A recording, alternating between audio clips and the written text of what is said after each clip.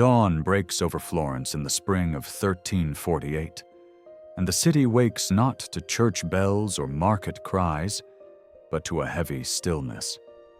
Pale light spills across tiled roofs and narrow alleys, revealing doors that remain shut and windows sealed tight. Inside one house, a man does not rise. Instead, his body burns with fever, his thoughts drift in and out, and beneath his arms and along his groin, swollen knots of flesh have emerged, dark and tight, sending pain through him with every breath. The air in the room feels thick, sour, and wrong. By evening, he will be dead. As the sun climbs higher, those still alive step outside to begin the day's work, which is no longer baking bread or opening shops, but removing the bodies of people who died during the night.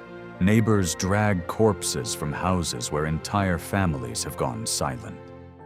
They do not linger. They do not ask questions. They move quickly because touching too long feels dangerous.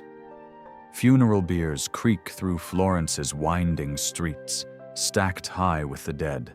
Husbands pressed against wives, children laid across parents, lives collapsed into anonymous weight. There are no individual burials now. There is no time for names. In the churchyards, deep pits have been cut into the earth until water seeps up from below. The dead are thrown in quickly, wrapped if cloth can be found, uncovered if it cannot. A thin layer of soil follows, then more bodies, then more soil, stacked carefully and efficiently, layer upon layer, like sheets of food pressed together, until the pit is full. Priests move along the edge, murmuring prayers without pause, their voices flat from repetition, because grief has become exhausting and ceremony has become impossible. No one gathers to mourn. There are too many dead and too few living. Florence is dying. Only a short time ago, this city was loud with life, dense with people, money, and ambition.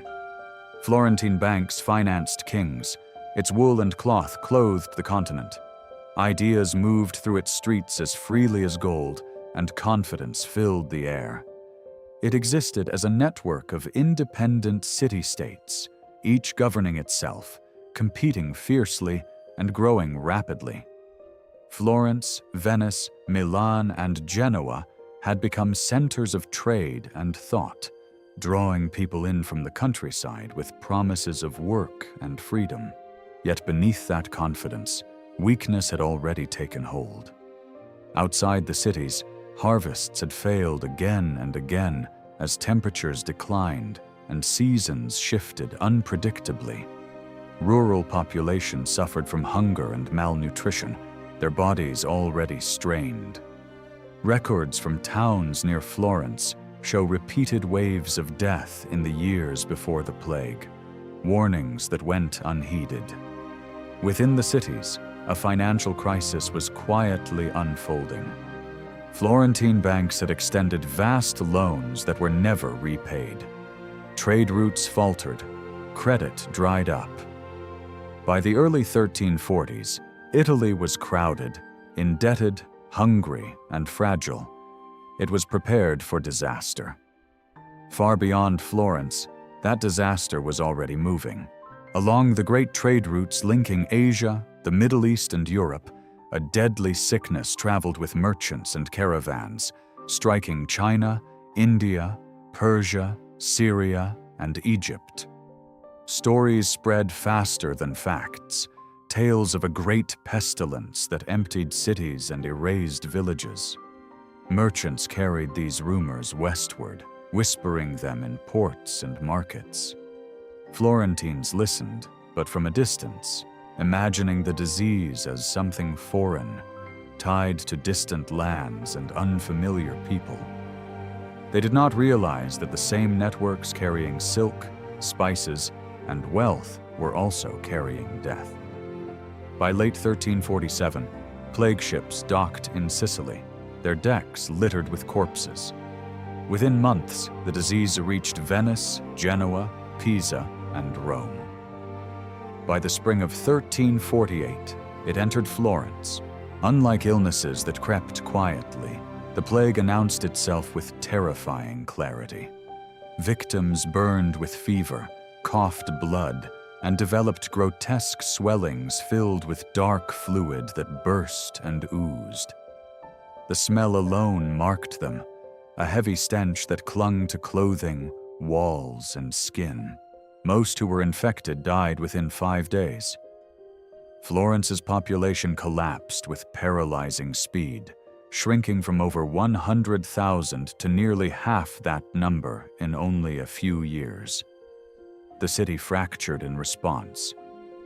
Some sealed themselves inside their homes, withdrawing completely, avoiding all contact, refusing news of the sick or dead, eating delicate foods, drinking precious wine, and distracting themselves with music, convinced isolation was safe. Others rejected caution entirely, roaming from tavern to tavern, drinking heavily, singing loudly, embracing excess. They believed death was inevitable, and pleasure was the last freedom left to them. Between them moved those who tried to balance fear and habit, walking the streets with flowers, herbs, or spices pressed to their noses, trusting doctors who claimed the air itself had been corrupted, and that sweet smells could protect the brain. And then there were those who ran. Men and women abandoned homes, possessions, and family, fleeing into the countryside, believing distance alone could save them. Brothers left brothers, wives left husbands, parents left their children. Many died alone. Florence's institutions began to fail. Doctors were powerless. They bled patients already weak and lanced swollen buboes, spreading infection faster. Treatments followed belief rather than knowledge. Incense burned in the streets. Vinegar was sniffed. Herbs were clutched. Nothing slowed the dying. Trust in medicine collapsed. Anyone willing to claim knowledge could call themselves a healer. Desperation bred false hope. Priests died mid-prayer, leaving bodies at the altar and the dying without last rites. Groups of flagellants marched through squares, whipping themselves until blood ran down their backs, screaming for repentance, believing pain might appease divine anger. As death continued unchecked, fear searched for blame. Rumors spread that Jews, foreigners, and the poor were poisoning wells. Across Europe, mobs erupted, unleashing violence fueled by terror and long-standing hatred. Florence unraveled. Courts closed. Laws went unenforced. Bakeries stopped baking. Shops shuttered. The sound of daily life faded, replaced by an oppressive quiet broken only by the constant tolling of bells, ringing so often that authorities eventually banned them to stop panic. Soon even the bells fell silent. Bodies accumulated faster than they could be buried. Consecrated ground filled.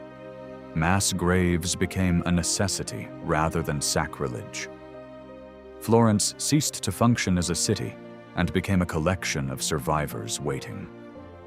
Through letters and memory, one man gave voice to this collapse. Giovanni Boccaccio absorbed accounts from family and friends, losing his father, his stepmother, and many he knew. In his writing, he captured fear so intense it dissolved the most sacred bonds, leaving people isolated among the living. Beyond the walls, the countryside suffered its own slow devastation. Villages emptied, harvests rotted. Livestock wandered untended. The manorial system faltered as labor vanished and old structures cracked. By 1350, the plague had burned through Italy and beyond, finally receding not because it was defeated, but because it had exhausted its victims. Florence still stood, but quieter. fragmented, altered. Economic chaos followed, yet something unexpected occurred. Labor became valuable. Wages rose. Serfs bought freedom. Old hierarchies weakened. Wealth concentrated among those who lived, and they spent it, commissioning art, building palaces, investing in beauty as a response to fragility. Religious certainty waned. Too many prayers failed. Too many priests died. People turned toward life. In stories, music, and pleasure, they searched for meaning. Boccaccio imagined young nobles escaping Florence to a countryside estate, passing time with 100 tales designed to distract, provoke, and entertain, celebrating wit and ingenuity over authority. The plague would return in later waves, but Florence was permanently changed, more skeptical, more aware of mortality, less willing to accept old certainties. Centuries later, Florence would be remembered for rebirth and beauty. But on this day in 1348, there were only shuttered doors, empty streets, and a city waiting to see who would still be alive tomorrow. Because the true terror of the plague was not death alone, but how familiar fear felt, how human the responses were, and how thin the line proved to be between order and collapse. History does not repeat itself exactly, but it remembers. The cars leave tracks in the dust. The doors remain shut. Night waits.